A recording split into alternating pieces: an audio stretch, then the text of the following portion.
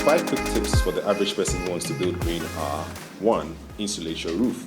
What this simply means is that you need to add a layer of material between your roof and your ceiling.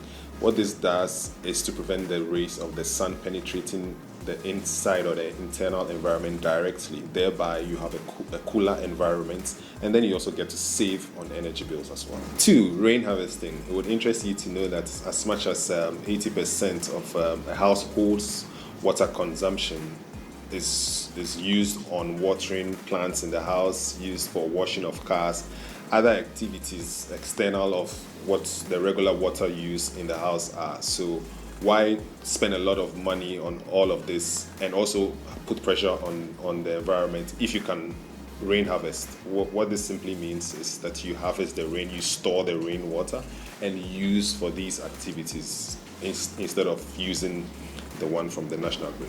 So the third tip for the average person who wants to build green is to use rammed earth.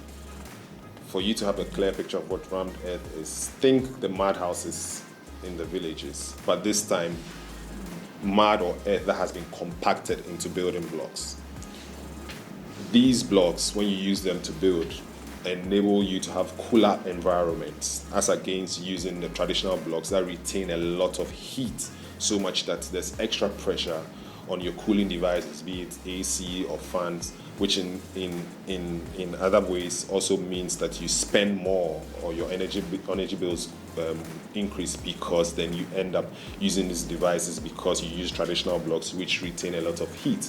But if you use rammed earth, which naturally cool your internal environment, you might not have to spend so much on energy, and then by extension there's also less pressure on the national grid.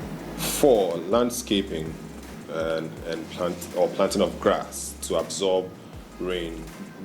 These days it's all fancy to use all these kinds of paved blocks, but what they do is that they just concretize internal or external spaces, and thereby when it rains, the rains do not have anywhere to sip naturally, and then they end up in our gutters or the roads, and then they immobilize us. We cannot move around as much as we want to do. It might seem like it's your personal space, but in the larger picture, it all adds up when you do a lot more landscaping or you plant a lot of grass, because then you give the rains or water from your house a home, rather than leaving it to the external environment, which might cause flooding and other disasters. Lastly, have large windows. And if you can, these days it's all fancy to have all these glazed windows so that you can have your ACs and all, but if you really can, you can even use louver blades that allow in a lot of natural air.